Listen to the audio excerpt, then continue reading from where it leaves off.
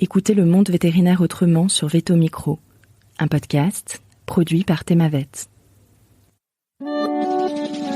Bonjour, je suis Sophie Wilforn, vétote multicasquette, et je me suis fixée comme mission l'amélioration du quotidien des vétérinaires. Et moi, je suis Marine Slove, vétérinaire touche-à-tout, journaliste, consultante et cofondatrice de VetoJob. Bienvenue sur le podcast qui rend la parole aux vétérinaires. Grâce à ce média, nous pouvons enfin livrer notre regard sur la profession. Un regard qui nous est propre, même s'il diffère parfois de la version idéalisée bien ancrée dans l'imaginaire collectif. Vous entendrez ici des consoeurs et confrères, praticiens ou non, se confier sur une tranche de leur existence et interroger leur quotidien de vétérinaire. Nous avons voulu ici nous raconter tels que nous sommes, parler de notre rapport au métier bien sûr, mais aussi et avant tout de notre rapport à la vie. Ici, pas de tabou, pas de langue de bois et surtout pas de culpabilité. Vous êtes ici chez nous, mais surtout, vous êtes ici chez vous. Belle écoute. Bonjour à tous et bonjour à toutes. Aujourd'hui, sur Veto Micro, j'accueille Jocelyn Amiot. Bonjour Jocelyn. Bonjour à tous.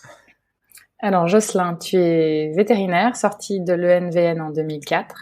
Tu précises 100% bourguignon, ça avait l'air important pour toi. Tu es vétérinaire mixte dans le Charolais, en Saône-et-Loire, où tu es installé depuis tes débuts avec ta femme et tes 2 enfants, dont un petit spoiler vient d'intégrer Unilassal. Tu es très investi également dans les GTV pour l'avenir de la profession. Enfin, tu as une passion pour le vin et tu as un projet de construction de gîte en cours. Vraisemblablement, tu n'es pas un chômeur et j'ai hâte que tu me racontes tout ça. Alors, on commence par le commencement. La question traditionnelle, pourquoi vétérinaire ? Comme je pense beaucoup de gens qui sont intéressés à la profession et puis beaucoup de jeunes aujourd'hui qui se dirigent vers ces études, c'est souvent une passion ou un attrait pour les animaux du jeune âge, on va dire. Et c'est vrai que, alors moi j'ai grandi en ville, centre-ville de grandes villes comme Lyon, Grenoble, mais c'est vrai que j'ai eu la chance d'avoir un pied-à-terre à la campagne, parce qu'on avait une maison de campagne en Bourgogne justement sur la terre promise, et qui m'a ramené régulièrement pendant les vacances en fait auprès du milieu rural. Et du coup, énormément en contact des animaux. Et c'est vrai que ça m'a permis de garder une espèce de stimulation sur ces problématiques-là. J'étais assez introverti étant gamin. Et je pense que naturellement, en fait, je me dirigeais plus facilement vers les animaux que vers les gens. Et puis, j'ai gardé j'ai gardé cet attrait pour le milieu animal. Et puis après, la réalité des choses nous rattrapant, je me suis lancé dans les études et qui m'ont tout de suite, j'ai tout de suite vu que c'était vraiment ça que je voulais faire, quoi. Donc c'est pas très original, on va dire, mais je pense que quand on a une espèce d'attrait comme ça, vraiment depuis gamin, déjà ça permet de se motiver aussi pour aller jusqu'au bac et puis enchaîner avec les études qui nous permettent d'arriver au diplôme de veto, et puis de garder cette espèce de motivation. Et puis c'est vrai que mon choix s'est confirmé par la suite, quoi. C'est que je voulais peut-être aussi fuir un peu la grande ville dans lesquelles j'avais grandi, et puis retrouver plus un cadre de vie rural, quoi. Donc c'était toujours une évidence pour toi de faire de la rurale, de la mixte ? Ouais, en arrivant, ouais, carrément. Peut-être justement par opposition un peu au milieu urbain dans lequel j'avais grandi. Mais j'envisageais pas autrement. Et puis moi, c'est surtout l'idée, de toute façon, que je me suis toujours faite du métier. Je me voyais pas me mettre à soigner qu'une espèce. J'avais cette idée du vétérinaire généraliste, multi-espèces, et puis avec évidemment des possibilités d'évolution par la suite. Donc je savais aussi que j'allais pas forcément m'enfermer dans quelque chose qui me plaisait pas. Et en fait, les années d'après m'ont plutôt au contraire confirmé que c'était bien de cette vue-là du métier. Je voulais continuer dans ce cadre-là et continuer à faire un exercice mixte, quoi. Et tu me disais en off dans ta bio que aujourd'hui finalement tu faisais de plus en plus d'équine plutôt que de la canine. Ça c'est par choix ou c'est la clientèle qui se développe de cette façon ? Alors c'est un peu les deux. J'avais souvent l'habitude de dire notre activité équine se développe malgré nous. parce qu'effectivement il y a une demande. D'abord parce qu'énormément de confrères en fait sont pas forcément attirés, non pas par le cheval, l'animal, mais plus, je pense, ont plus peur un peu de ce milieu équin qui a pas toujours bonne presse et pas toujours une très bonne image. D'abord aussi parce que la formation initiale, finalement, t'es pas tellement stimulé et formé dans les ENV à cette pratique équine, où on te mystifie un petit peu l'exercice équin, je pense, dès l'école. Là, je rediscutais il y a pas longtemps avec des jeunes justement de l'école de Lyon qui me disaient effectivement que ils ont toujours pas le droit d'approcher d'un cheval quand ils sont en rotation d'équine à l'école. Et du coup, je pense que ça contribue quand même pas mal à faire peur un petit peu aux praticiens. Donc oui, il y a finalement peu de vétos qui s'intéressent ou qui veulent soigner les chevaux. Donc on a une demande et en plus on a une explosion du cheval de compagnie dans nos campagnes. Dès que les gens ont un petit bout de terrain, ils mettent un cheval dedans. Et donc, tout ça fait qu'on a une demande croissante. Moi, après, c'est un animal pour le coup que j'aime beaucoup. À titre perso, on a 2 chevaux à côté de la maison. Donc, moi, c'est un milieu auquel je m'étais intéressé un peu en fin de cursus véto. J'avais effectué quelques stages en structure spécialisée. Et du coup, naturellement, ça m'a motivé. Puis ça permet aussi de changer un petit peu d'activité. Ça va bientôt faire 20 ans que je travaille, et c'est vrai que le fait de jongler un petit peu comme ça avec différentes espèces, je trouve que ça casse un peu la monotonie éventuelle qu'on pourrait retrouver dans certaines formes d'exercice de notre profession. Et puis, c'est toujours aussi des nouveaux challenges parce que forcément, quand tu développes une activité comme ça qui était pas celle de ta clinique, ça veut dire aussi qu'il faut tout réorganiser, il faut prévoir aussi de rembaucher, il faut prévoir de se former. Donc après, c'est un côté aussi stimulation positive en fait de repartir vers quelque chose un peu de nouveau. Et puis je pense qu'on était encore dans une génération où on n'avait pas trop peur de se lancer dans ce qu'on maîtrisait pas forcément. Et voilà, moi j'ai gardé un peu cette façon de faire et puis après avec les années forcément tu commences à t'aguerrir un petit peu sur cet exercice-là. Et puis après c'est l'effet boule de neige, hein. Les gens commencent à se dire que tu t'intéresses à ça, donc forcément ils t'appellent plus facilement, etc., etc. Donc oui, après moi j'ai une activité effectivement qui s'oriente de plus en plus vers les grands animaux. Bovins, ça reste quand même évidemment majoritaire, et puis je fais quand même pas mal d'équines. Est-ce que tu penses que c'est quelque chose qu'on oublie, ça, en tant que vétérinaire, qu'il est possible de se réinventer en déant le métier? Alors je sais pas si c'est un oubli. Je pense que certains confrères, oui, on n'ose pas à un moment donné se dire, faut que je réoriente, faut que je trouve des nouvelles stimulations parce que je commence à avoir fait le tour de ce que je faisais. En tout cas, je pense que c'est quelque chose qui est important. On a quand même un métier qui est relativement exigeant. Nous on assume 100% de nos gardes, donc c'est vrai que ça a quand même un impact, sur la vie privée notamment qui est pas négligeable. Si en plus, à un moment donné, tu tombes dans une espèce de routine ou un manque de stimulation dans ton exercice du quotidien, c'est vrai que je pense que tu peux aller au travail à reculons, c'est un peu dommage, alors que justement on a une profession qui peut vraiment permettre d'évoluer tout en restant dans une même structure, hein, en fonction de la demande et puis en fonction de ce que toi tu as envie de faire à l'instant T. Par contre, ça demande forcément à un moment donné de l'investissement personnel, puisque la formation continue d'ailleurs, qui est très très bien organisée au sein de notre profession, va te le permettre, mais forcément il faut faire cet effort-là aussi d'aller se reformer pour essayer de repartir sur des nouvelles activités. Et c'est vrai que je pense qu'on a des confrères qui arrêtent parce qu'à un moment donné ils ont l'impression d'avoir fait le tour de la question, ou parce qu'ils se sentent pas plus forcément bien au travail. Et je pense que c'est effectivement la réorientation au sein d'une même structure aujourd'hui est possible. On commence à plus être sur les anciens modèles de cabinet veto où tu devais faire comme les anciens, on restait sur un schéma pendant 40 ans, un exercice qui était le même, etc. Je pense que tout ça évolue beaucoup. Maintenant, il y a énormément de structures où tu as des gens qui faisaient de la mixte et qui ne font plus que de la canine, mais qui restent pour autant associés dans ces structures-là. Donc, je pense que tout est possible à l'heure actuelle, et je pense que certains vétos n'osent pas à un moment se dire, bah attends, moi ça m'éclate plus, j'aimerais bien faire moins de bovins et peut-être refaire plus de canines ou plus de chevaux. Et oui, je pense que ça peut vraiment être des super stimulations pour rester motivé et puis ne pas abandonner à la fois la profession et puis la structure dans laquelle on a investi. Je reboucle vers cette idée de mystification. Je me demandais si tu as un avis là-dessus, parce que c'est vrai que ça résonne beaucoup. Moi, je me rappelle de ça il y a 20 ans déjà, à la fac. Il y avait vraiment cette idée de le cheval, c'est quelque chose, la pratique équine, c'est quelque chose un peu réservé, un peu inconnu. Tu penses que c'est dû à quoi ? À l'image grand public déjà, je pense, notamment du milieu des courses. Quand on interroge les gens sur le cheval, il y a cette image de l'animal noble du chevalier. Je pense que ça remonte à loin, parce que dès qu'on discute chevaux avec le grand public, moi j'en parle même tout simplement des fois avec ma maman qui aime beaucoup ces animaux-là. Tout de suite, elle a une image du cheval. Il faut avoir de l'argent pour avoir un cheval. C'est pas donné à tout le monde d'avoir un cheval. Le cheval, ça vaut des sous.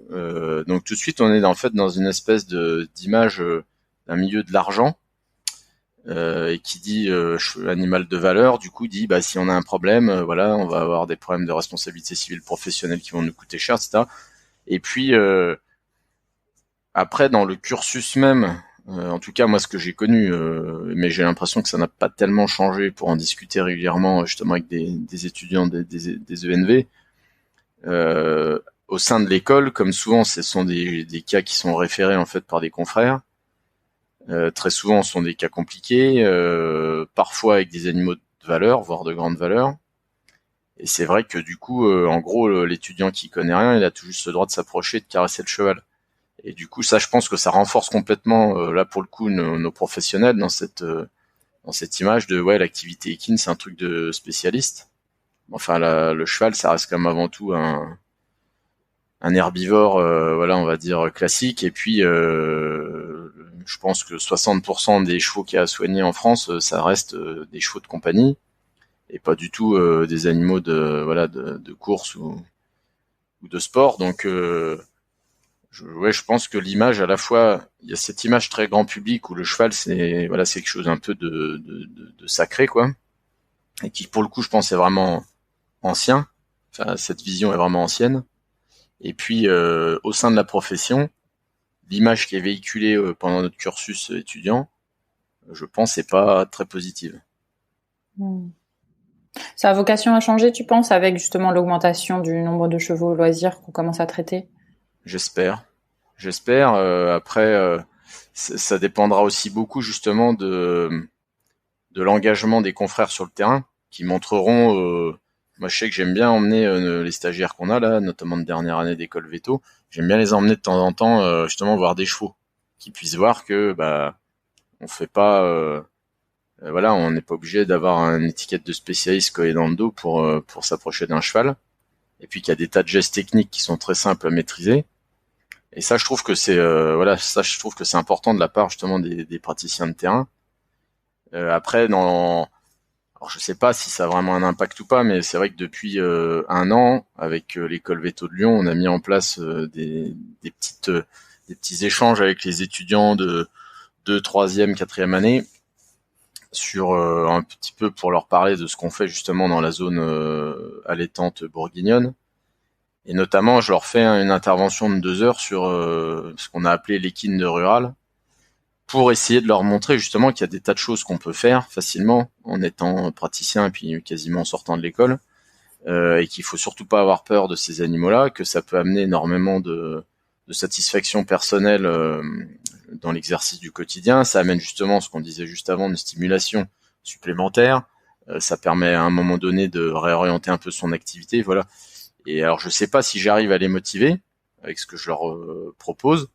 Je sais que certains gardent une image relativement négative à la fin de l'échange, mais il y en a d'autres justement qui se posent quand même des questions en disant oui, il faut peut-être pas que je me désintéresse complètement. Parce que le risque, en fait, à partir du moment où on véhicule une image d'un milieu fermé, de spécialistes, voire d'hyper spécialistes en équine, c'est que l'étudiant très tôt dans son cursus se désintéresse en fait de cette médecine et de cet exercice.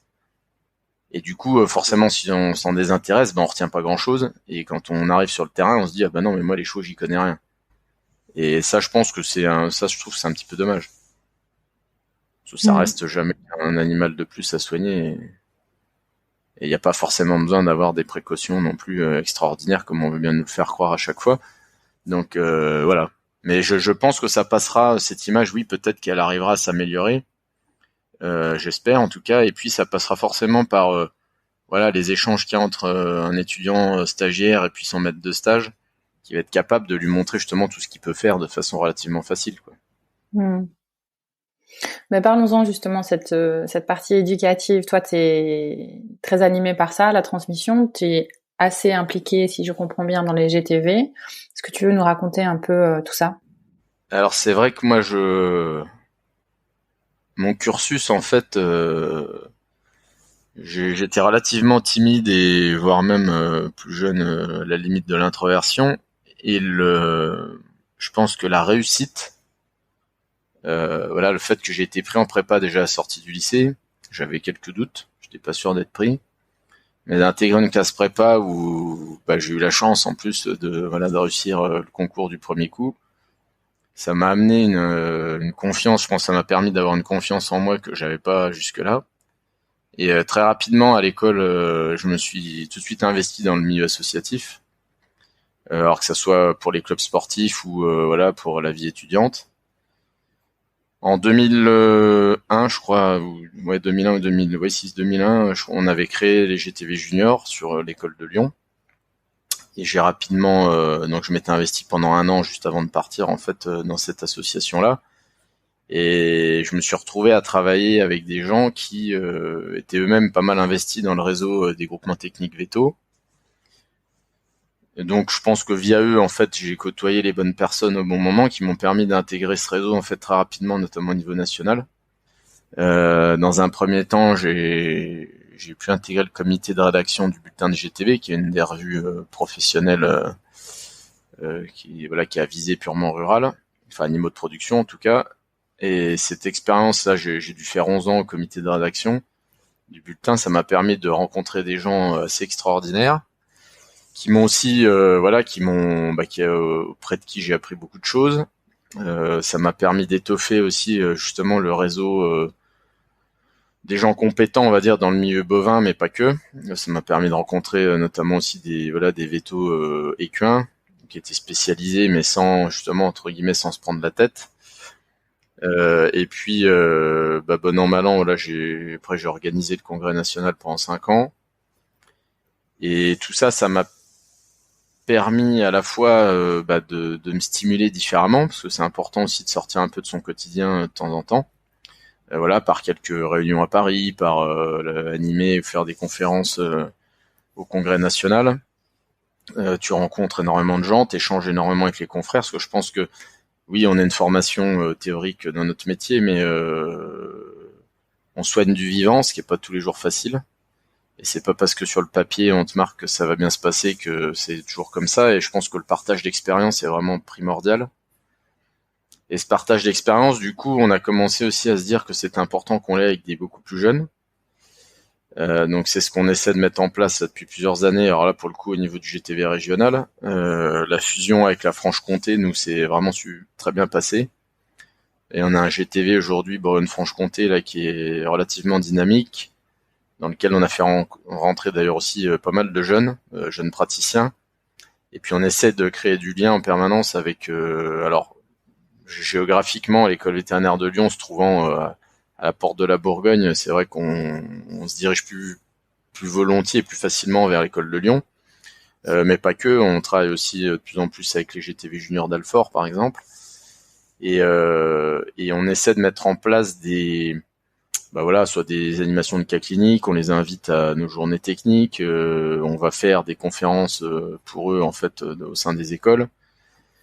On essaie de répondre du mieux qu'on peut à leurs demandes et puis surtout de favoriser cet échange avec eux pour leur mettre un peu le pied à l'étrier aussi dans ces associations professionnelles qui leur permettront, je pense, d'avoir un réseau quand ils vont commencer de bosser.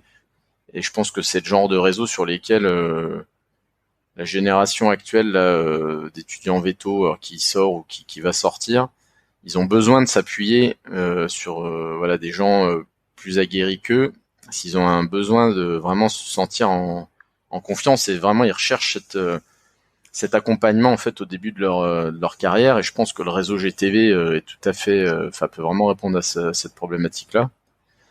Alors après, moi, plus tu t'investis dedans, plus t'as d'idées, plus t'as envie de t'y investir. Et c'est vrai que j'ai pas mal, voilà, on essaie toujours de créer des nouvelles choses, on essaie toujours de créer des nouveaux événements, de répondre du mieux qu'on peut à la demande. Là, je sais qu'on a une grosse demande sur par exemple des travaux pratiques à organiser. C'est des choses qu'on va essayer de mettre en place. Et je pense que c'est peut-être encore plus important en 2022 d'être capable de travailler avec ces étudiants, alors plus ou moins tôt dans le cursus. L'avantage quand on travaille avec des jeunes qui sont en deuxième, troisième année d'école, c'est qu'on espère pouvoir les motiver et surtout qui continuent de s'intéresser tout au long de leurs études en fait à la médecine des animaux de production et au milieu rural. Ça, c'est vrai que c'est un objectif important pour nous parce que c'est pareil, hein, on voit bien que la médecine des grands animaux, c'est compliqué dans une école véto. Et d'abord parce que ça coûte très cher, donc les moyens qui sont à disposition des étudiants pour s'intéresser à ce milieu-là, c'est pas toujours facile. Il n'y a pas toujours grand-chose. Les enseignants font un peu ce qu'ils peuvent avec les budgets qu'ils ont. Et c'est vrai que l'image des animaux de production au sein des écoles véto est quand même relativement dégradée. Parce qu'ils ont l'impression que sur un bovin on peut rien faire, alors que sur les chiens et les chats on est super équipé, il y a des cliniques au top, etc. Et du coup l'idée aussi de ce partage, c'est déjà dans un premier temps de partager avec eux notre exercice, leur montrer ce qui se passe sur le terrain, donc ce qui est pas du tout une invention des profs, tous les examens qu'on peut mettre en place, les équipements des cliniques rurales. Et là, le premier objectif de partage dans ces cas-là avec eux, c'est déjà au moins qu'ils ne se désintéressent pas au cours de leur cursus à cette activité-là et à ce milieu-là. Et puis après, dans les plus vieux, c'est leur permettre justement d'acquérir une certaine confiance en eux sur des gestes techniques. Alors nous, évidemment, on est une région où on fait encore énormément d'obstétrique en bovine. Donc souvent les stagiaires qu'on prend, leur objectif principal c'est de savoir faire un vélage et une césarienne sur une vache.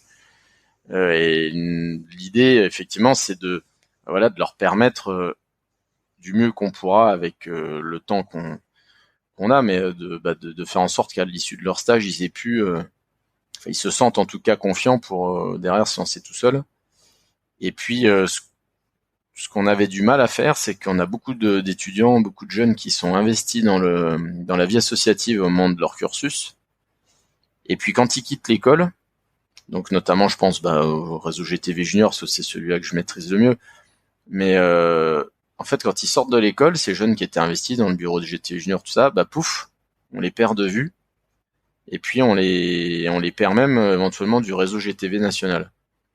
Donc là, il y a tout un tas de choses qui sont en train de se mettre en place, notamment il y a Lucie Marie Duteil là, de l'école vétérinaire de Toulouse qui a fait sa thèse là-dessus et qui a effectué un travail pour se dire comment on fait demain pour que le lien se crée entre un étudiant qui sort de l'école et puis le réseau GTV, et qui plus est s'il était déjà investi dans ce réseau étudiant, ce serait quand même dommage de le perdre une fois qu'il est sorti de son école. Donc ça aussi, ça fait partie des choses où l'idée de les recapter, c'est pas du tout d'augmenter uniquement les forces vives des associations, mais c'est aussi de se dire, il était super motivé à l'école, il organisait des TP pour ses copains, il faut qu'aujourd'hui on lui permette de l'accompagner dans le démarrage de son exercice. Parce que quand on regarde les statistiques actuelles, notamment données par le Conseil national de l'ordre des vétos, c'est quand même effrayant de voir le nombre d'étudiants diplômés vétérinaires et qui en fait arrêtent d'exercer quasi à la sortie de l'école ou dans les 2-3 années qui suivent. Donc là, la question, c'est vrai que ça fait poser quand même beaucoup de questions. Est-ce qu'on se plante complètement sur le recrutement en fait des étudiants, ou alors est-ce que plus simplement, c'est pas juste qu'ils ont du mal à se retrouver dans un milieu professionnel? Je sais qu'il y en a énormément qui aimeraient se diriger vers des choses comme le mentorat, par exemple, pour être vraiment accompagnés par des pros sur leurs premières années d'exercice. Et je pense que justement, un réseau comme le réseau GTV pourrait permettre à ces jeunes-là d'être accompagnés selon les structures dans lesquelles ils vont travailler. Voilà, on sait qu'à l'heure actuelle, la plupart des confrères sont en recherche de main-d'œuvre. C'est vrai que quand il vous manque un veto à la clinique, c'est malheureusement le point négatif de ça, c'est que les praticiens qui sont là ont plus de mal à se libérer du temps pour encadrer un jeune qui débute. Donc ça serait se dire, il pourra peut-être justement ce jeune s'appuyer sur une personne extérieure à la clinique et puis pour des problèmes techniques, pour ou ne serait-ce que pour échanger pour des cas ou juste être à l'écoute éventuellement quand ils se posent pas mal de questions sur le démarrage de leur exercice. Et je pense que le réseau GTV aujourd'hui peut tout à fait se positionner sur ce genre de choses pour les accompagner du mieux qu'on peut. Et de plus en plus, d'ailleurs, on a des échanges avec des collaborateurs. Nous, on a notre grande région, du coup, est coupée un petit peu en deux. On a une grosse partie élevage bovin-viande sur ce qui était historiquement la Bourgogne, et puis plus une partie bovin-laitier sur la partie franc-comtoise. Et c'est régulièrement, on a des collaborateurs bourguignons qui appellent justement des confrères franc-comtois du réseau pour essayer d'avoir des clés ou progresser un peu sur la partie laitière qu'ils maîtrisent moins, et vice-versa. Et je trouve que ça, c'est des échanges qui sont vraiment positifs. Et en aucun cas, les employeurs de ces jeunes-là voient d'un mauvais œil le fait que le jeune appelle ou s'appuie sur un veto qui est pas du tout, qui est pas de leur structure, quoi. Donc moi, c'est vrai que après, je sais pas si c'est le fait d'avoir côtoyé ce réseau-là qui m'a complètement donné envie de continuer à partager les expériences professionnelles et puis à animer de la formation. Mais en tout cas, c'est sûr que c'est quelque chose, moi, déjà que j'aime faire. Animer une journée de formation, que ce soit pour des éleveurs, que ce soit pour des confrères, ou que ce soit pour des étudiants. Ça, c'est quelque chose que j'aime bien faire. J'ai la chance d'avoir justement maintenant mis les pieds dans un réseau depuis plus de 15 ans, qui fait que j'ai pas de mal aussi à pouvoir aider à construire une journée, par exemple une journée de congrès ou des choses comme ça, parce que j'ai des contacts un petit peu partout. D'ailleurs, quelles que soient les disciplines. Donc c'est vrai que quand tu as cette facilité-là, forcément derrière, tu t'hésites pas non plus à créer de la formation. Et puis, je pense surtout que on va avoir des carrières très longues. Et puis là, nos jeunes là qui vont sortir des écoles, ça sera même encore pire que nous. Donc forcément, je pense que c'est important. Et d'une, de se sentir bien dans ton exercice du quotidien, et deux, justement, de pouvoir le faire évoluer. Parce que moi, je me vois pas, déjà, ça m'a paru bizarre, j'avais pas mal déménagé étant plus jeune, et ça me paraît bizarre de me dire que je vais peut-être passer 45 ans de ma vie au même endroit, d'un point de vue physique, et surtout, je me vois pas, même aujourd'hui, je me verrais pas bosser comme je travaillais il y a 19 ans quand j'ai commencé. Je pense qu'effectivement, si j'avais pas fait évoluer mon exercice du quotidien, si j'avais pas fait évoluer ma structure, etc., je pense que j'aurais commencé à me poser des questions et éventuellement commencer à me désintéresser un peu de mon métier. Donc je pense que c'est primordial, c'est pour ça que je crois beaucoup à cette nécessité de la formation continue, qui à la fois permet à des confrères aguerris d'évoluer, et puis de mettre un petit peu, je sais pas si on peut dire comme ça, mais mettre un peu de piment ou d'exotisme dans l'exercice du quotidien. Et puis d'un autre côté, c'est par aussi cette formation et ces échanges qu'on peut accompagner les jeunes praticiens dans le démarrage de leur carrière, et puis et leur permettre tout de suite d'avoir accès à des formations pratico-pratiques. Parce que souvent, ce qui est bizarre, c'est qu'on a là, à l'heure actuelle, on a souvent des jeunes qui sont pas sûrs d'eux, qui manquent même clairement de confiance. D'ailleurs, beaucoup le disent, ils n'ont pas confiance en eux pour démarrer en fait face à des clients. Alors que quand je vois le bagage théorique qu'ils ont, l'enseignement aussi qui a beaucoup évolué au sein des ENV, je pense qu'ils sont en théorie beaucoup plus armés que ce qu'on pouvait l'être il y a 20 ans, et encore pire il y a 30 ou 40 ans. Et bizarrement, ils ont presque moins confiance que ce qu'on pouvait avoir à l'époque. Et je pense que ces jeunes-là, ouais, ils ont besoin d'être accompagnés et rassurés. Et puis, il faut faire en sorte qu'ils aient accès, en fait, à toutes ces formations, on va dire, pratiques, au sens large, pour peut-être prendre confiance. Et puis, surtout, ce qu'ils veulent, c'est être accompagnés et puis pas travailler seul, quoi. Et je pense que le réseau GTV, moi, je continue à être motivé par ça, parce que j'ai presque l'impression que avant, on était là pour les confrères en place. Et j'ai l'impression que qu'on faisait en termes de formation, et ben de plus en plus, en fait, on va avoir à le faire avec nos jeunes confrères, voire même des étudiants. Et puis, alors, on pourra en reparler un petit peu après. Mais si on veut, à mon avis, si on veut stimuler des jeunes confrères pour s'intéresser au milieu rural et à l'activité en animaux de production, il faut aussi justement permettre, alors on en a plus parlé sur l'équine, mais c'est aussi vrai pour l'activité bovine, c'est de donner une bonne image de ces activités-là. Et je pense que cette bonne image, elle sera forcément donnée par un partenariat entre les écoles et puis les praticiens de terrain.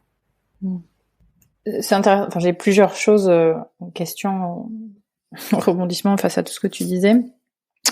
Déjà, tu parles de fibres de transmission. J'ai le ressenti qu'il y a énormément de vétérinaires qui ont cette fibre en eux et qui ont envie de transmettre des choses. Je pense que tu l'as un peu dit aussi, on a cette difficulté aujourd'hui de temps. Plus on est dans une crise de recrutement, moins on a de temps de transmettre. Comment toi, par exemple, tu répartis ton temps entre les GTV et le terrain, et puis aussi combien de temps tu prends sur le terrain pour former, par exemple?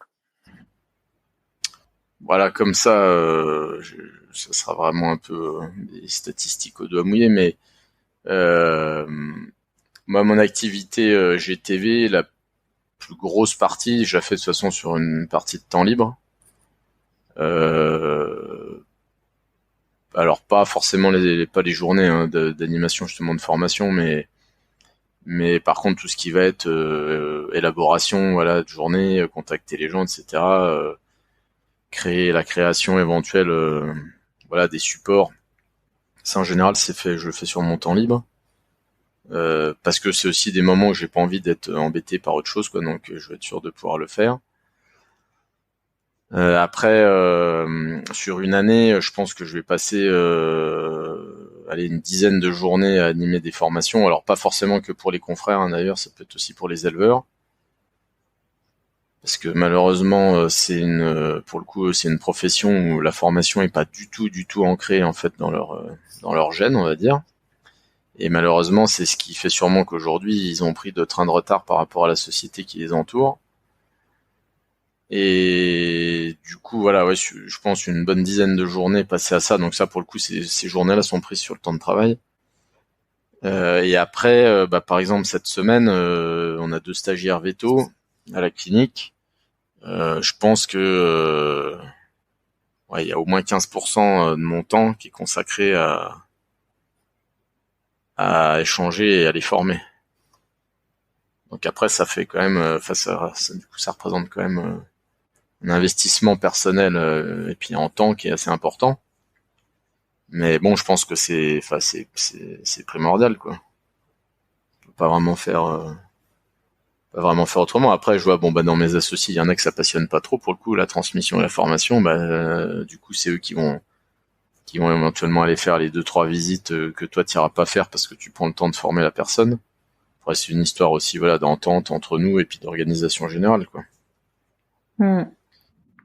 À t'entendre, je me dis presque on devrait nous former à former en fait maintenant pratiquement dans les études aussi.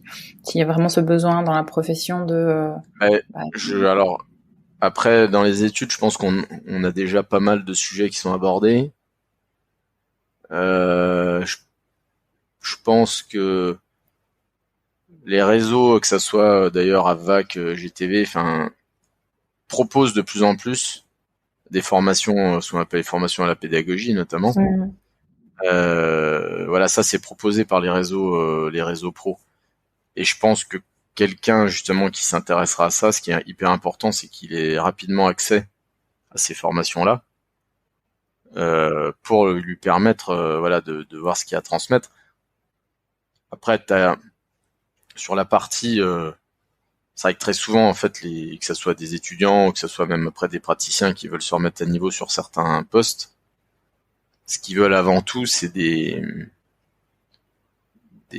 comment dire, de la pratique, quoi. Donc ça, après, la transmission, elle est entre guillemets relativement facile. Mais c'est vrai que dès que tu vas commencer par contre, à avoir des sujets, notamment en médecine, hein, un petit peu plus ouverts, on va dire que la chire, c'est facile à transmettre. La médecine, c'est vrai que c'est un peu différent, quoi. Tu vas avoir plus de questionnements, plus de débats éventuellement sur l'approche diagnostique, sur les traitements éventuels. Donc là, c'est vrai que c'est là peut-être qu'il faut avoir un petit peu plus de pédagogie. Et puis après, là, si on veut pas subir en fait cette transmission, parce que quand on discute avec des collègues, souvent ils disent moi les stagiaires, j'en prends plus trop parce que ça m'énerve, ils sont tout le temps dans nos pattes, etc. Et je pense que là, c'est un pur problème d'organisation. Et c'est vrai que le fait d'échanger avec des confrères, ça permet de dire bah tiens, nous tu vois, on s'organise comme ça, et puis là on va changer notre organisation avec les stagiaires cette année, etc. Tout doit pouvoir évoluer. Un exemple très concret, hein, nous qu'on a vécu à la clinique depuis cette année, historiquement, on a toujours accueilli, logé chez nous, en fait, nos étudiants véto de dernière année. Donc ils étaient en immersion complète à la maison. Donc normalement, on était censé tourner entre associés, et puis en fait, est arrivé le fait qu'on a 2 associés pour des raisons personnelles qui ne peuvent pas ou qui ne veulent pas accueillir désormais les stagiaires chez eux. Du coup, on a rebondi. On s'est dit, qu'est-ce qu'on fait? Soit les 3 associés qui voulaient continuer à en prendre, allaient tous les prendre. Mais c'est vrai que c'est éventuellement, par rapport à la vie privée, ça peut aussi poser problème. Donc, on a décidé de s'organiser différemment, et puis on a pris un logement en fait pour accueillir tous nos stagiaires cette année. Alors, c'est un investissement financier pour nous, mais enfin qui est encore pas démesuré, hein. Et puis, mais par contre, ça va permettre de poursuivre justement l'accueil et même de l'augmenter, parce qu'en fait, on va prendre 5 stagiaires de plus, je crois, sur l'année, du fait qu'on a un logement, qui permet de les accueillir dans de bonnes conditions, et en supprimant les contraintes qui étaient l'accueil à la maison. Alors, c'est vrai qu'il y a, il y a 30 ans, 40 ans, ça posait pas de problème, et c'est vrai que maintenant, très souvent, les couples, le mari et la femme travaillent. Je pense que c'est complètement différent d'il y a 30 ou 40 ans, et que c'était peut-être un peu plus compliqué d'accueillir systématiquement les stagiaires à la maison, d'en avoir pendant 6 ou 12 semaines l'hiver. Donc on a trouvé d'autres solutions pour répondre un peu aux problématiques du moment, tout en permettant de continuer à accueillir nos étudiants véto dans de bonnes conditions et en continuant d'assurer leur formation.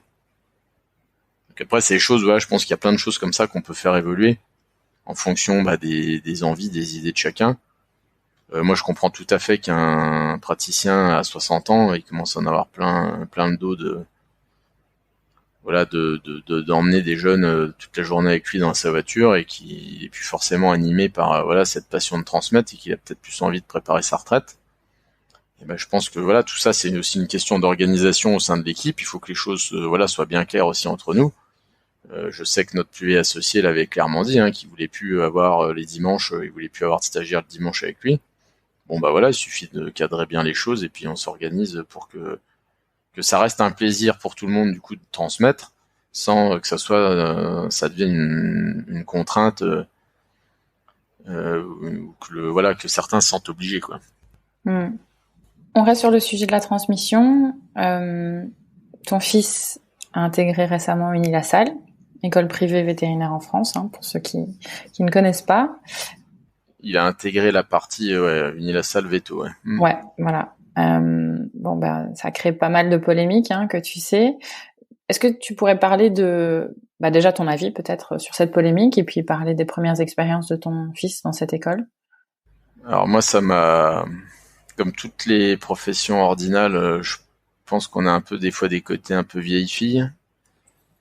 Et c'est vrai que ça a été un petit peu un séisme. Alors ce qui est rigolo, c'est que tout le monde s'est réveillé en 2022, on va dire, ça a commencé vraiment début d'année 2022, là où il y a eu pas mal d'échanges et de polémiques. Alors c'est rigolo parce que moi, comme j'ai vécu la chose de l'intérieur, je sais très bien ce qui justement était vrai et ce qui était faux.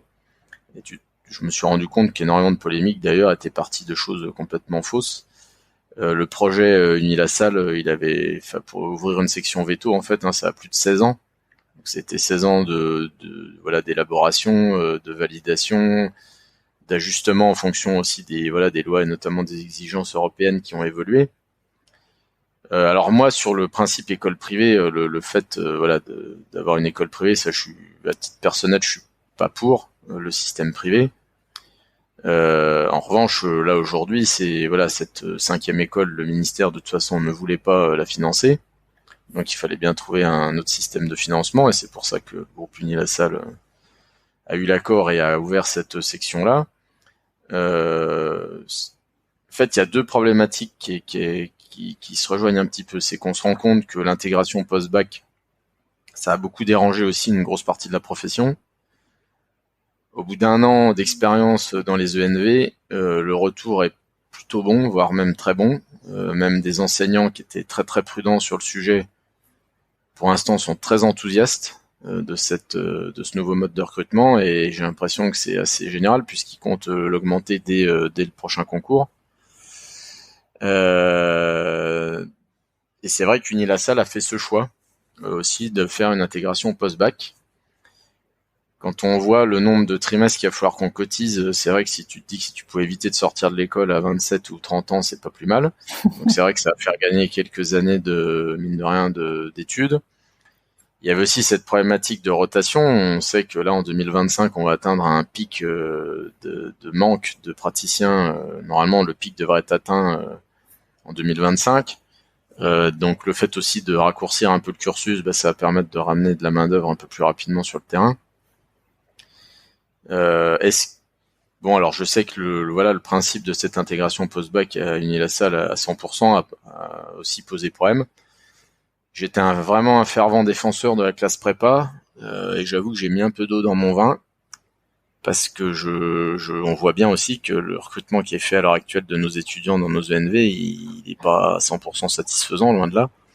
Je pense qu'il y a quand même des gens qui se retrouvent ici sans avoir réellement de projet professionnel autour du métier de vétérinaire. Alors au sens large, je parle pas forcément que des vétos praticiens de terrain, mais donc je commence, moi, on a vu nous un changement de toute façon dans nos stagiaires depuis plus de 10 ans, et on voit notamment une très grosse différence entre des gens qui ont fait un cursus IUT ou BTS et ceux qui sortent de BCPST. Mais dans le sens où je vois plus facilement les jeunes qui ont eu un cursus IUT BTS faire de la pratique, et que ceux qui ont fait BCPST, il y en a pas mal qui ont déjà des déconvenus avant même d'avoir vraiment travaillé. Et donc je me pose la question, j'ai pas du tout la réponse à ça, mais je me demande effectivement si le recrutement 100% sur BCPST aujourd'hui, c'est effectivement pas une erreur, et qu'on a un besoin de toute façon de changer le recrutement de nos étudiants. Et visiblement, le concours, l'intégration post-bac, aussi bien dans les ENV qu'à Unilassal, c'est peut-être une partie de la réponse à cette problématique-là, parce qu'on a des gamins qui intègrent les écoles en fait avec un vrai projet professionnel. Et j'en discutais il y a pas longtemps avec justement avec un d'entre eux, et je pense que si moi j'ai passé le concours en 99. Si on m'avait demandé, si on m'avait fait les entretiens là qu'ils ont passés pour intégrer, que ce soit les ENV ou Unilassal, je sais pas si j'aurais vraiment été brillant en fait à l'entretien, parce que je pense que je m'étais pas du tout posé une seule question sur la profession en fait avant d'intégrer une école. Alors que là, eux, on voit qu'ils ont déjà planché un peu sur la profession, sur ce que c'est, sur le mode de vie, sur les problématiques. Moi, j'ai vu des jeunes de 18 ans être complètement conscient des problématiques et des enjeux de la profession. Donc ça m'a paru assez bluffant. Et on verra. De toute façon, c'est beaucoup trop tôt pour justement se dire c'est bien, c'est mieux, c'est moins bien. On n'en sait rien. On verra de toute façon quand les premières promos vont sortir. Donc en gros dans 5-6 ans. C'est là qu'on pourra voir si réellement on a une différence dans le mode de recrutement de nos étudiants. En tout cas, je pense que ce mode d'intégration post-bac, de toute façon, il faut aussi regarder un petit peu ce qui se passe ailleurs. On était le seul pays, on est le seul pays à avoir ce système de classe prépa. Et l'européanisation, alors je sais pas si c'est un bien ou un mal, mais tend de toute façon à aller vers des cursus un petit peu similaires dans tous les pays. Et c'est vrai que les prépas en France risquent d'avoir un peu plus de mal à trouver leur place finalement dans ces cursus européens. Donc voilà, l'intégration post-bac qui a été choisie en tout cas par Unilassal, moi j'ai pu voir un petit peu justement comment ça se passait, et je trouve que le mode de recrutement est tout à fait intéressant. Et notamment, ils ont laissé la chance des jeunes qui avaient fait des bacs techniques.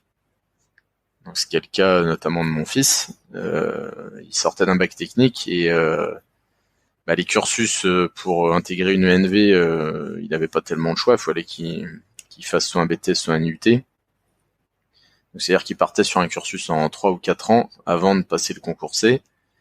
Là, il a tenté sa chance au concours Unilassal. Il était retenu. Ils ont pris 3 bacs techniques sur cette première promotion.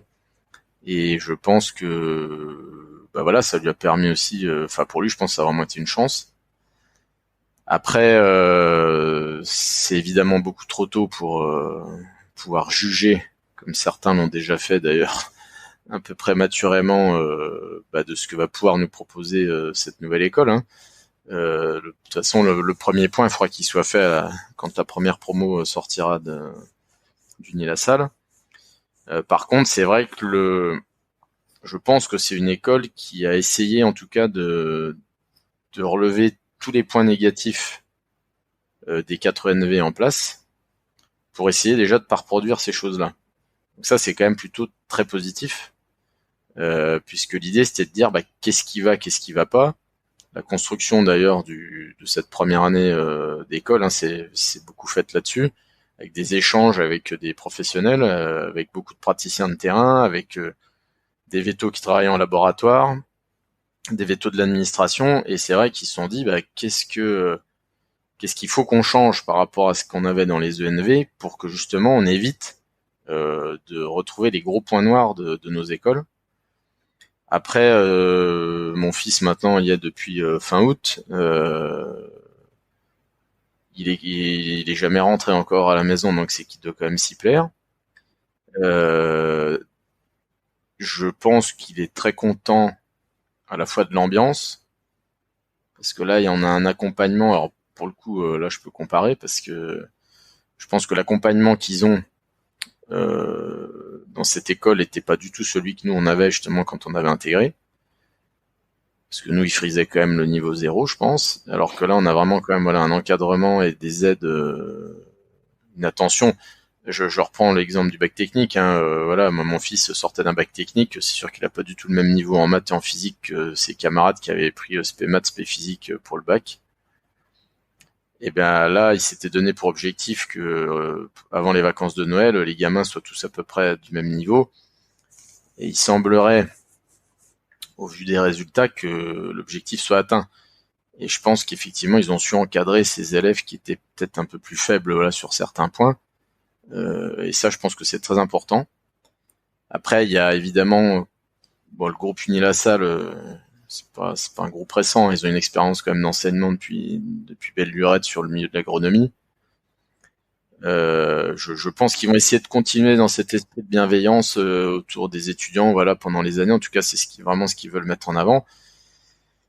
Et pour l'instant, ce qu'ils leur est proposé a l'air d'être tout à fait satisfaisant. Alors, ils ont énormément de matières, et ce qui est pas mal, c'est que au lieu d'avoir une pure année de prépa intégrée où ils vont faire que des matières théoriques, ils leur proposent régulièrement des sorties, alors beaucoup en milieu rural, sorties en ferme, des petits concours, alors soit de podcasts ou de choses comme ça, ou des petites vidéos à réaliser, et puis un petit concours qui est organisé, et puis les gagnants du concours ont droit de partir un week-end dans une clinique qui va les accueillir pour effectuer la garde tout le week-end avec le veto de garde. Donc ils essaient de les stimuler un peu comme ça. Ils ont fait des TP de chirurgie récemment. Alors, c'est des petites choses tout à fait basiques, mais je pense qu'ils amènent une petite stimulation là justement des et puis garder les étudiants bien motivés pour cette année, c'est vrai qu'il y a un peu théorique. Quand on intègre le problème de l'intégration post-bac, c'est éventuellement la vision que peut avoir le jeune là qui arrive. Il se dit bah ouais chouette, je suis dans une école veto, puis en fait il se tape des maths, de la physique et puis de la biologie moléculaire pendant 1 an, et du coup il comprend pas forcément pourquoi il a ça la première année. Donc je pense que c'est bien aussi de trouver quelques stimulations comme ça pour leur rappeler que oui, il faut pas qu'ils s'inquiètent, ils vont bientôt rentrer dans le vif du sujet. Donc pour l'instant, moi, son expérience, elle est clairement très positive. Alors évidemment, si on revient sur la pure partie privée de ces écoles, le problème c'est le coût, hein, clairement. Pour les parents, j'allais dire pour l'étudiant, mais en fait non, c'est pas trop le problème de l'étudiant pour l'instant. Après, ils se sont bien bougés quand même là-dessus, puisque je crois qu'on a sur la promo de 100, si je dis pas de bêtises, il y en a presque une moitié qui a le droit à des aides. Donc ils ont essayé de tirer sur toutes les bourses possibles imaginables. Il y a notamment aussi la communauté de communes de Rouen et puis la région qui a mis pas mal la main à la poche. Donc voilà, après on a aussi maintenant des systèmes de prêts étudiants qui sont quand même relativement bien faits et pas tellement coûteux en France. Donc voilà, c'est un mix de tout ça qui permettra d'éviter une ségrégation par l'argent pour intégrer ce genre d'école. Et puis Rouen a l'avantage quand même, moi pareil, pour avoir vu d'autres villes de ce point de vue-là, c'est une ville qui est pas trop chère, quoi. Donc à la fois d'un point de vue logement, à la fois d'un point de vue vie. Pour le coup, derrière, on n'est pas du tout dans les coûts de Lyon ou de Paris, quoi. Donc ça, c'est voilà, bon, ça c'est le côté, on va dire logistique, mais qui est important aussi à prendre en compte. Après, ce que je trouve dommage, c'est qu'on a eu,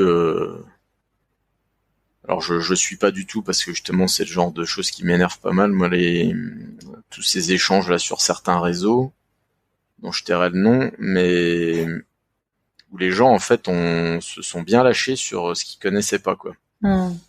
Ça, c'est un peu dommage. De toute façon, enfin, tout ce qui s'est raconté, je veux dire, si Unilassal a eu le droit de créer une section veto, c'est qu'en amont, évidemment, que tout avait été validé, revalidé et archi-validé, notamment par la Direction générale de l'enseignement et de la recherche, pour citer que, mais voilà, l'école, je veux dire, ils n'ont pas acheté leur place pour faire une 5e école veto en France. Par contre, moi, après, il y a un truc qui me gêne un tout petit peu, c'est que j'entends dire que il y a un groupe qui voudrait monter une 6e école, enfin une 2e école privée. Et alors, autant on manque de main-d'œuvre vétérinaire en France, autant tout ce qui a été mis en place, donc avec notamment l'augmentation des promotions, hein, des ENV, parce qu'on est passé en gros de 120 à 160, 180 étudiants, plus mine de rien, Unilassal, plus tous nos jeunes Français qui partent à l'étranger. Alors, on pense évidemment beaucoup en Roumanie, parce que c'est vrai que c'est devenu une fac qui forme beaucoup de vétos, qui reviennent travailler en France. Il va falloir qu'on fasse attention, parce que dans 10 ans, on risque de se retrouver, enfin, il faudrait pas qu'on se retrouve avec trop de diplômés par rapport au marché. Et j'espère que le ministère sera très attentif à ça. Parce que ça serait quand même con qu'on se retrouve à former trop de vétos par rapport aux besoins, quoi. Bon, je pense qu'on en est encore loin, on a encore une bonne dizaine d'années où au contraire les praticiens de terrain, il va falloir qu'ils courbent un peu les chines parce que ça va pas être simple. Mais c'est vrai que normalement dans 10 ans, ça devrait tout à fait se niveler, quoi. Tu penses que c'est un vrai risque, ça, qu'on se retrouve dans une situation inverse de la pénurie? Bah, si on diminue ce mauvais résultat d'abandon là, de la profession, je veux dire, si on repasse à un 15-20% qui serait déjà quand même plus raisonnable, parce que justement on aura changé le mode de recrutement, parce que les entreprises aussi vétérinaires sont quand même en pleine mutation. Je pense que tous les jeunes qui arriveront dans les structures véto dans les 10 prochaines années ne vont pas du tout connaître l'accueil qu'ils ont pu connaître auparavant, parce que je pense qu'on a enfin compris comment fonctionnait la génération, enfin ce qu'on appelle les millénales, mais voilà, je pense que tout ça fait que les gens se sentiront mieux dans leur boîte, auront peut-être moins tendance à déserter la chose, Le mode de recrutement dans les ENV est en pleine mutation, et ça, donc, on en aura le plein effet dans 6 ans. Alors peut-être que ça changera que dalle, hein. Peut-être on aura toujours le même nombre de personnes qui vont abandonner, et faire toute autre chose par la suite. Mais voilà, il y a beaucoup de questions qui se posent, et je pense quand même qu'il faudra faire gaffe. Et d'ailleurs, il y a beaucoup d'enseignants qui sont investis dans les formations des écoles qui tirent la sonnette d'alarme, mais qui ont cette réflexion-là aussi et qui se disent attention, qu'on se mette pas non plus à faire comme en Italie où on sort 2 fois le nombre de diplômés dont on a besoin sur le terrain. Il faut faire attention à ça quand même, quoi. Même si quand on voit le manque, parce que on parle souvent des praticiens dans leur clinique, mais je pense qu'un des pires manques à l'heure actuelle, c'est tout ce qui est inspection sanitaire, quoi. Des ISPV, il y en a quasiment plus. Il y a un abattoir sur 2 qui galère pour avoir le passage d'un veto aujourd'hui pour faire valider les inspections sanitaires, etc. Et c'est vrai que on a un vrai trou. De toute façon, il y a plus de départs à la retraite qu'il y a de nouveaux diplômés ces dernières années, donc plus l'augmentation quand même de l'activité veto, hein, qui se porte très bien, notamment en animaux de compagnie. Plus le fait que l'équivalent temps plein, la notion d'équivalent temps plein qu'on avait il y a 30 ans, c'est plus vraiment la même aujourd'hui. C'est pour ça que d'ailleurs faire attention quand on compare les choses, parce qu'on parle quand même pas du tout de la même chose.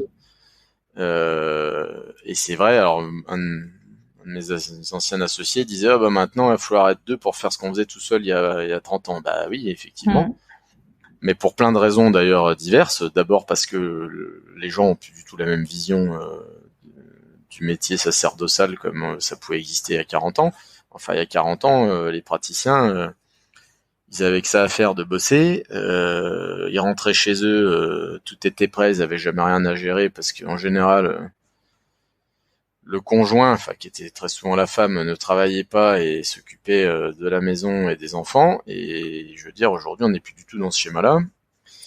Plus une stimulation tout autre aussi, à une ouverture d'esprit qui est beaucoup plus importante aussi des jeunes générations. Et donc oui, effectivement, il faut qu'on soit plus pour faire le même travail.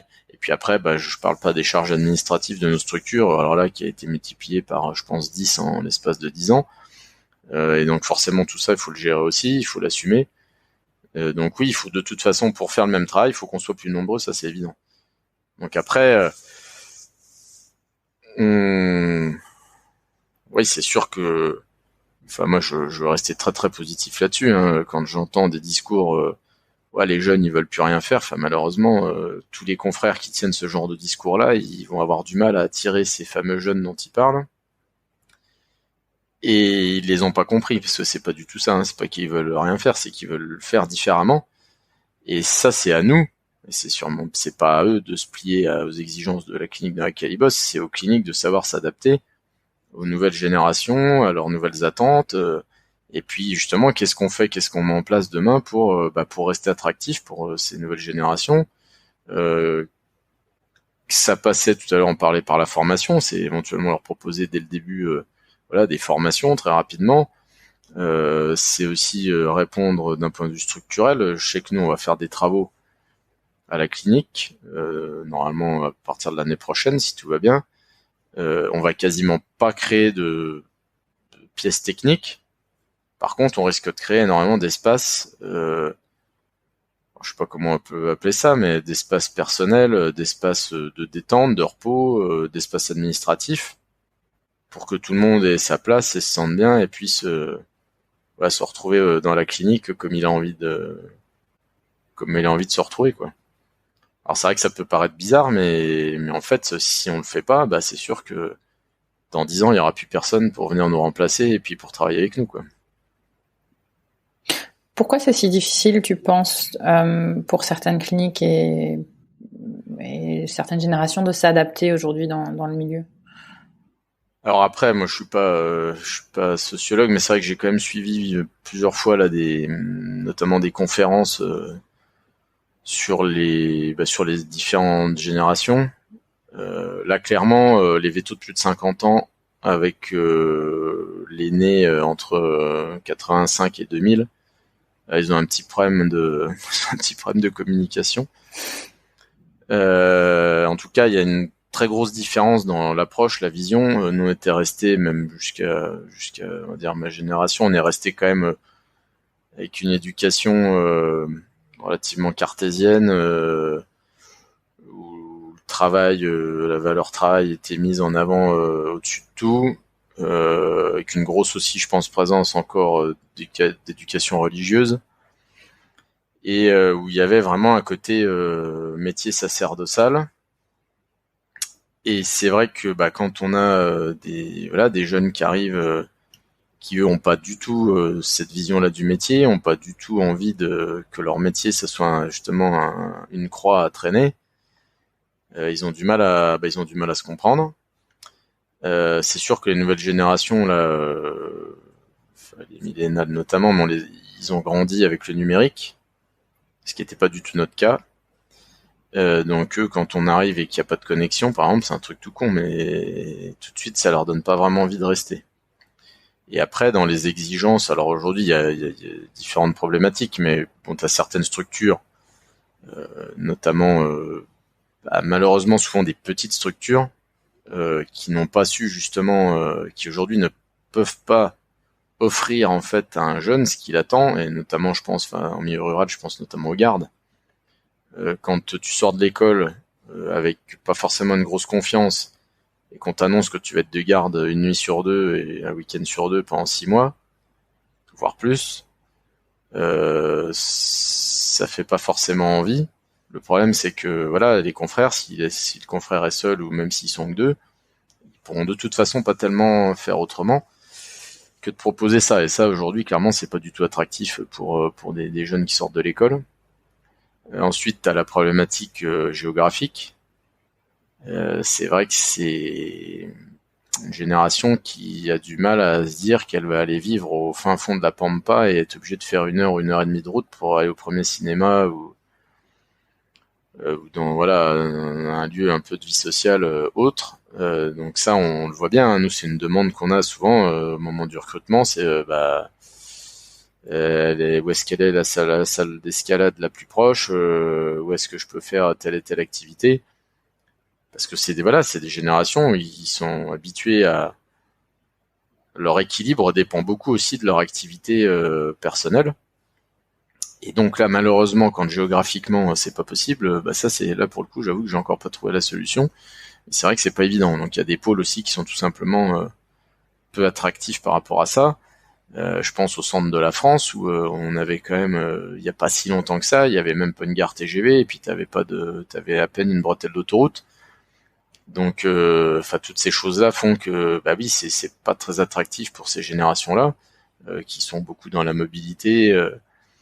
Donc, et ça malheureusement, là c'est pas qu'une problématique de la profession veto, c'est une problématique beaucoup plus générale, sociétale, qui d'ailleurs les départements sont énormément sollicités et puis essaient de mettre des choses en place pour rendre leur territoire attractif.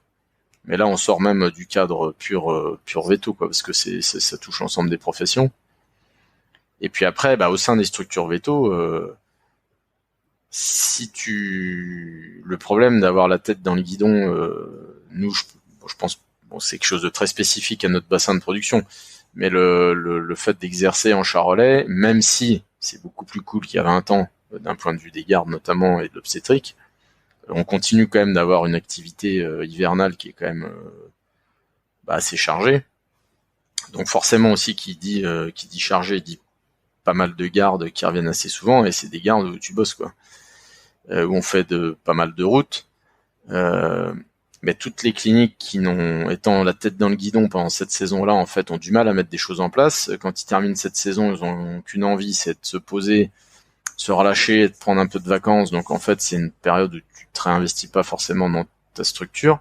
Et puis, tu renchaînes l'hiver d'après et en fait, tu repars sur les mêmes bases.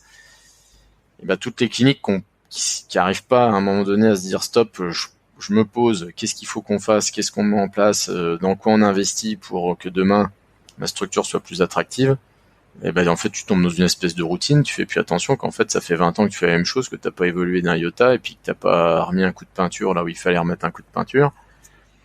Et du coup, les jeunes qui font beaucoup de stages en plus maintenant, parce que c'est ça aussi, dans les dernières années, notamment les dernières années de production animale, ils ont énormément de stages à effectuer. Et ben, un étudiant dernière année qui aura vu 5-6 structures différentes, il aura vu aussi beaucoup de choses justement différentes, beaucoup de façons de s'organiser, beaucoup de façons de vivre aussi, parce que souvent il voit comment vivent le veto qui les accueille. Et forcément, ils ont énormément de points de comparaison. Et si y a un moment donné, ils arrivent dans une structure en se disant ah ouais non mais là ils sont complètement à l'ouest sur tel ou tel critère par rapport à ce que j'ai pu voir dans une ou deux ou trois structures autres, bah c'est pareil, ça va pas leur donner envie. Alors on essaie de, d'ailleurs il y a eu beaucoup de conférences ces dernières années au Congrès national des GTV là sur toutes ces problématiques là. On essaie de donner des clés aux praticiens. Après le problème c'est que quand on sortait de l'école formé en bon technicien, on n'était pas du tout, je veux dire même jusque dans les années 2000, on ne formait absolument pas, on ne sensibilisait absolument pas à la gestion d'entreprise. Donc le management, j'en parle même pas.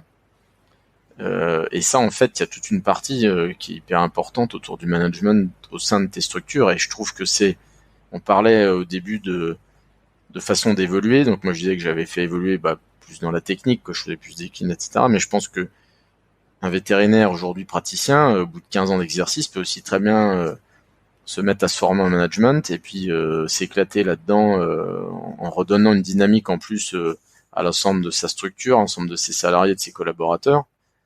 Et ça peut être aussi une manière je veux dire, quand un jeune arrive, débute et voit qu'il y a du management qui est assuré, voit qu'il y a toujours quelqu'un à l'écoute pour ses problématiques, etc. Ça fait partie aussi des critères qui sont très importants.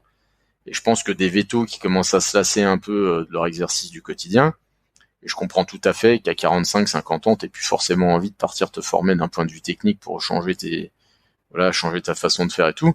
Mais par contre, ça pourrait être, se dire, par contre, tiens, ce serait bien que tu te formes un peu plus en management pour que tu puisses proposer et encadrer différemment tes collaborateurs. Ça pourrait être aussi une source de stimulation un peu nouvelle pour le praticien. Et derrière, c'est sûr que ça facilitera le contact et probablement l'embauche d'un jeune au sein d'une structure.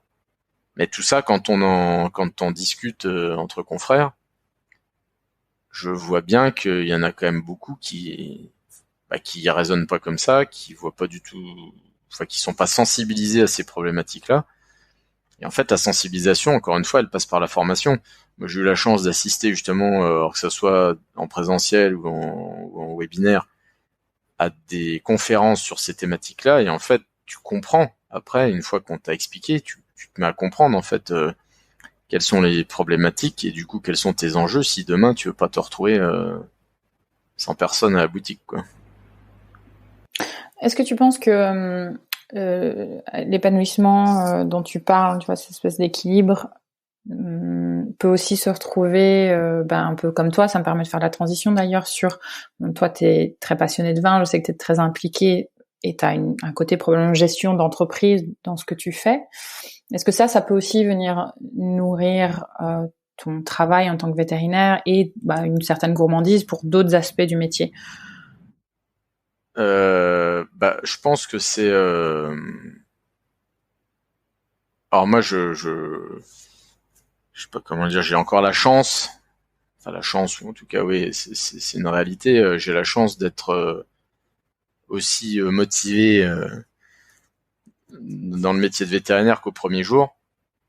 Et mais par contre, je garde quand même le fait de travailler avec les grands animaux au quotidien. Tu te dis que demain, tu peux te retrouver avec un bon pet et un accident.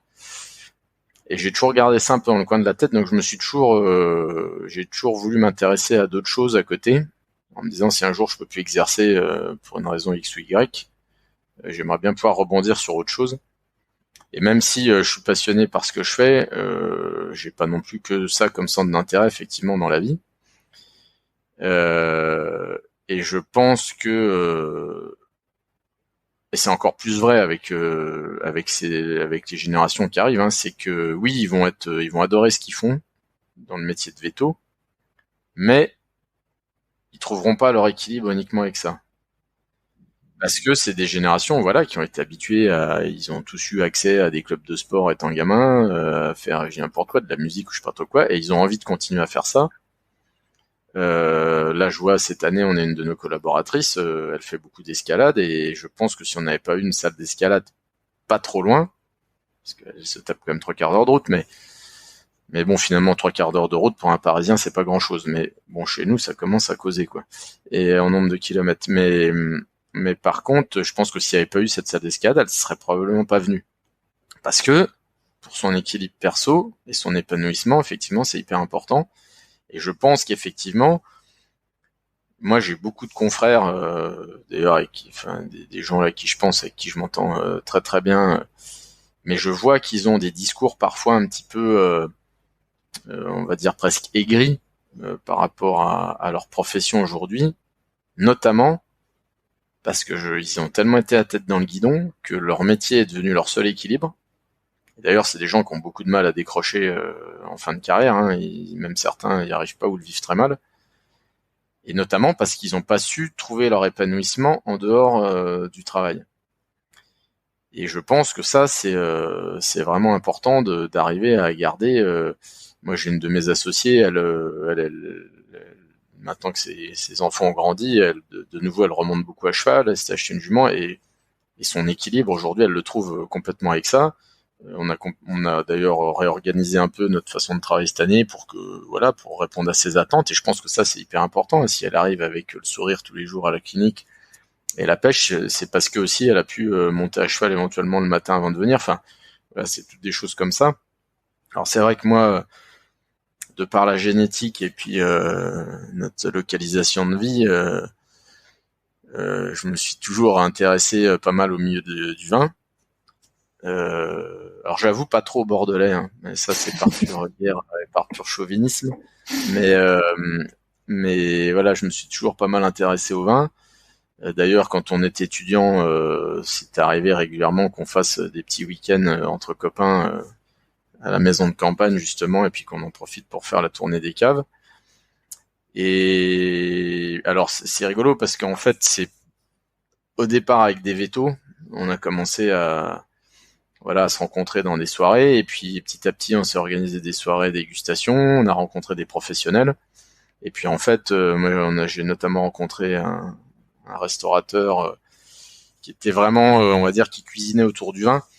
Et aujourd'hui, on s'est associé, on a racheté effectivement une cave et un petit commerce qui fait cave et caviste et puis bar à vin entre Beaune et Chalon-sur-Saône, et ça permet de se stimuler différemment. Alors le but, c'est pas de boire des canons en permanence, hein, mais par contre, ça permet de découvrir un autre milieu qui finalement, moi qui exerce en production animale, en fait, c'est pas très loin de ce que je fais, hein, parce que les viticulteurs sont des agriculteurs. Alors, souvent avec un peu plus de moyens financiers qu'un éleveur de bovins, mais ça reste quand même des agriculteurs, et avec des gens donc qui ont des problématiques qui sont assez similaires en fait à nos éleveurs, hein, notamment problématiques environnementales, problématiques de traitement, de gestion des déchets, etc. Et puis surtout qui ont un milieu où le consommateur a complètement changé en 20 ans son mode de consommation. Donc il a fallu que les viticulteurs s'adaptent à ça.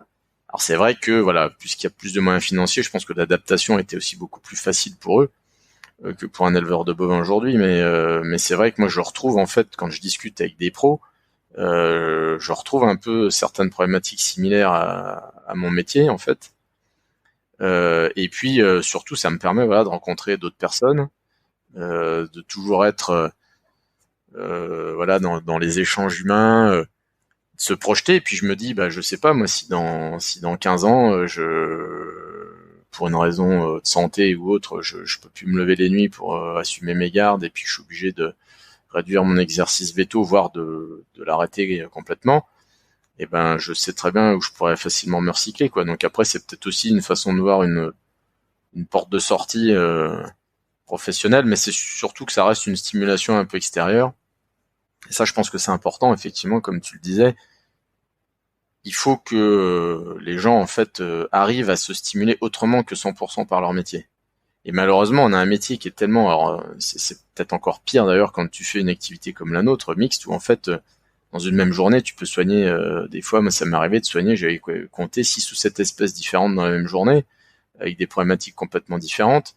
Et donc en fait ça, tu tombes pas du tout dans l'ennui et la routine, au contraire, c'est vachement rigolo, c'est vachement sympa. Par contre, ça demande beaucoup d'investissement. Et puis on aurait vite fait de s'enfermer à 100% dans notre métier, quoi. Parce qu'après, au-delà, en plus du soin des animaux, ce qui est fantastique quand on travaille en production animale, parce que je pense que c'est quand même plus vrai dans notre milieu rural en bossant avec les gros animaux que quand t'es 100% canin. On a quand même une aventure humaine qui est très forte. Moi, ça fait presque 20 ans que je suis là. J'ai vu des gamins quasiment naître dans les fermes. Aujourd'hui, ils sont en train de s'installer avec leurs parents. Donc tu connais les familles. C'est un accompagnement en fait de ces gens-là. Puis on a vécu aussi des choses d'ailleurs, parfois, enfin même jusqu'à certains drames dans certaines fermes, etc. Mais du coup, il y a vraiment une vraie dimension humaine en fait dans notre métier. Alors on parle toujours des animaux, mais finalement au travers des animaux, tu te rends compte qu'il y a quand même une stimulation, vraiment humaine dans ce métier-là qui est hyper importante. Et je pense que c'est ça aussi qui fait un peu l'attrait de la profession. Et moi, ce que je retrouve du coup après à travers le milieu du vin, c'est aussi ça, c'est de l'échange humain et puis des nouvelles rencontres, quoi. Et ça, c'est vrai que c'est important d'avoir d'autres pôles. Alors la seule chose à laquelle il faut quand même faire attention, c'est que quand t'as une vie de famille, faut quand même être de temps en temps à la maison. Je pense que ça, c'est quand même aussi important. Et ça, c'est quelque chose, je pense, auquel les nouvelles générations sont très attachées. C'est pouvoir justement, ne pas sacrifier le temps de vie perso au profit de la vie professionnelle. Et ça, je suis désolé, mais quand j'entends dire la fameuse phrase les jeunes ils veulent plus rien faire, non, je suis désolé, je pense que c'est eux qui ont clairement raison. Quand moi, certains de mes vieux associés, ils ont à peine vu grandir leurs gamins, je suis pas sûr que ça soit d'ailleurs leurs relations avec leurs enfants sont en général assez froides. Et voilà, je pense que c'est pas vers ça qu'il faut tendre, quoi. Quel conseil tu donnerais à la plus jeune version de toi-même? Déjà, je pense que c'est un métier. Il faut vraiment être capable de se remettre en question au quotidien. C'est, je pense, le meilleur moyen de progresser en fait rapidement dans cette profession-là. Mais ça veut pas dire qu'il faut pas avoir confiance en soi. Je pense que, au contraire, là, tous nos jeunes qui quittent les ENV, ils ont un bagage théorique qui est vraiment important. Ils ont vraiment les armes, je pense, pour maîtriser la médecine et une petite partie de chirurgie de base sans problème. Ce qui est important aussi, c'est d'avoir été justement avoir bourlingué un peu dans différentes structures françaises. J'insiste là-dessus parce que je suis pas sûr que dans notre métier, notamment en production animale, tu as un intérêt à partir à l'étranger. Parce qu'en fait, c'est tellement différent. Déjà en France, quand tu vas dans une région et dans une autre, les bassins sont complètement différents. Mais l'exercice à l'étranger n'a strictement rien à voir avec ce que tu peux faire en France. Donc je suis pas sûr, moi, que les stages à l'étranger, chez des vétos en tout cas, c'est un réel intérêt. Mais en tout cas, voilà, un jeune aujourd'hui, il faut qu'il ait confiance en lui parce que c'est ce qu'on voit nous le plus, c'est beaucoup en fait hésitent, ont pas confiance, est-ce que je vais y arriver? Évidemment que tu sautes dans le grand bain le jour où tu te mets à travailler, mais enfin bon, avec la formation qu'on a eue dans les écoles françaises, j'insiste aussi là-dessus. Un jeune qui sort d'une école française aujourd'hui, il est clairement armé pour partir sur le terrain.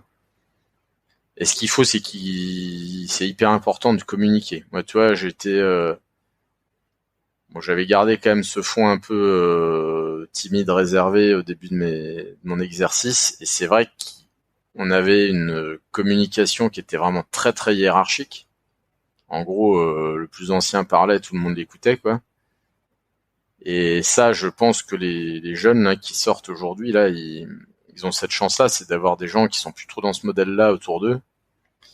Alors ça existe encore évidemment, hein, mais je veux dire c'est beaucoup moins marqué qu'avant. Et il faut absolument qu'ils communiquent. Il faut vraiment communiquer à fond. C'est alors parler, oui, de ce qu'ils ont vu, de leur cas, etc. Mais aussi parler au quotidien de leur façon de voir les choses, s'ils se sentent bien, s'ils se sentent pas bien. Et ça, je pense que c'est important. C'est-à-dire qu'au-delà de la pure partie technique, là, je pense sur la partie technique, je me répète, mais ce qu'il faut, c'est rester humble et surtout être capable de se remettre en question, parce que en travaillant avec du vivant, c'est pas comme quand tu montes une voiture chez Renault ou chez Ford. C'est pas parce que tu avais prévu que ça se passerait comme ça que ça se passera comme ça. Et puis tes petites certitudes, notamment quand tu bosses avec des grands animaux, t'as vite fait de les remettre, de te rendre compte qu'en fait tu t'es bien planté. Donc ça, je pense que c'est vraiment important à la fois pour la qualité humaine, mais aussi pour justement cette notion de progression professionnelle. Je pense que plus tu te remets en question, plus tu progresseras vite. Donc ça, c'est vraiment hyper important. Et après, sur la partie humaine, tu seras bien dans ce que tu fais aussi au quotidien à partir du moment justement où tu te sens bien dans la structure dans laquelle t'es, et puis si tu te sens bien aussi à titre personnel. Et je pense que ça, il faut vraiment, ce qui est important pour un jeune aujourd'hui, c'est de communiquer avec son entourage professionnel et son entourage perso, mais surtout l'entourage professionnel, là. Voilà, communiquer sur ce qui va pas, et puis vraiment pas hésiter à échanger avec les professionnels qui les entourent. De sages paroles. Est-ce qu'il y a autre chose dont tu voudrais parler aujourd'hui avant qu'on clôture cet épisode? Que pour revenir un peu justement puis finir sur une note on va dire assez positive, je pense qu'en France on a quand même un peu de chic aussi pour toujours noircir tous les tableaux.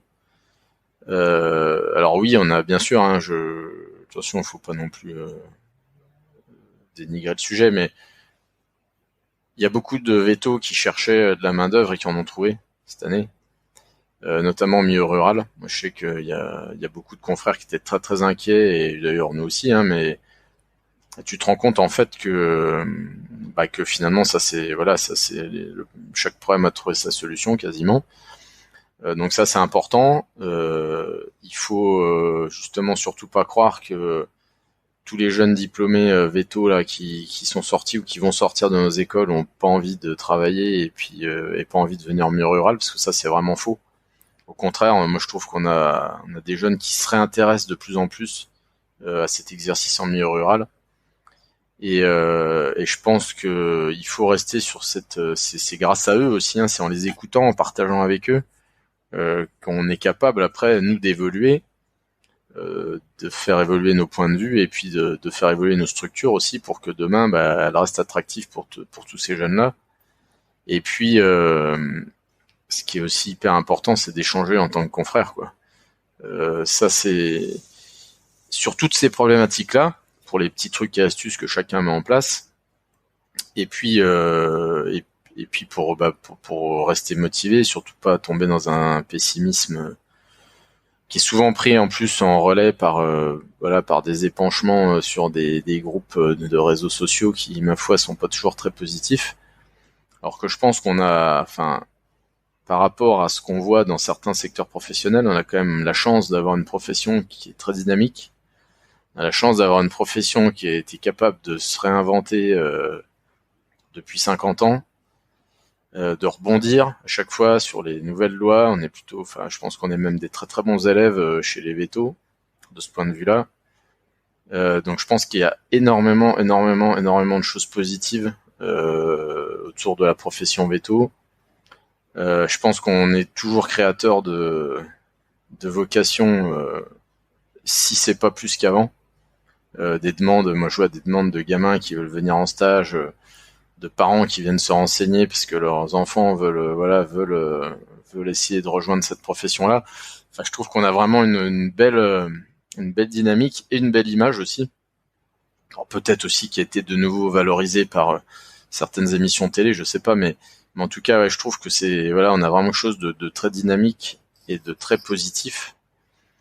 Par contre, c'est sûr que ça demande de l'énergie, ça demande du temps, tout ça. Là, il y a eu des gros changements, je pense, notamment en production animale en 10 ans. Mais c'est pas grave, c'est ça qui va permettre aussi, justement, qu'il y ait toujours des vétos dans les campagnes demain. Et il faudra juste, peut-être voir les choses différemment.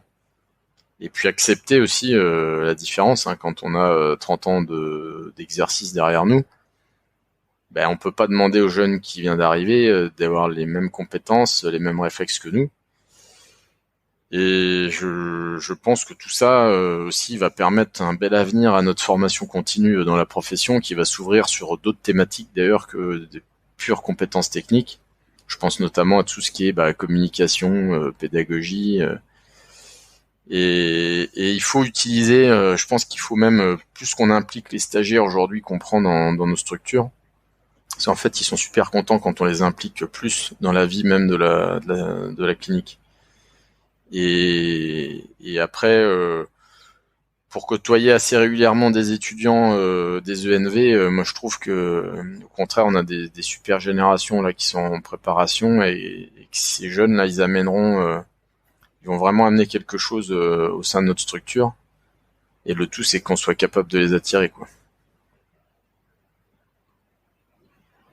Écoute Jocelyn, je te remercie beaucoup. Un épisode plein de solutions finalement, malgré les problématiques, et c'est très appréciable. Si les personnes veulent te contacter, notamment je pense au GTV et comment ils peuvent s'impliquer là-dedans, quelle est la meilleure façon? S'ils n'ont pas besoin d'une réponse trop rapide, ils peuvent me contacter. Non, mais ils peuvent me contacter. Sinon, après, il y a tout simplement nos permanentes du GTV Bourgogne-Franche-Comté. Donc, il y a une adresse mail qui est toute simple, c'est gtvbfc, tout en minuscule, tout attaché, @gmail.com.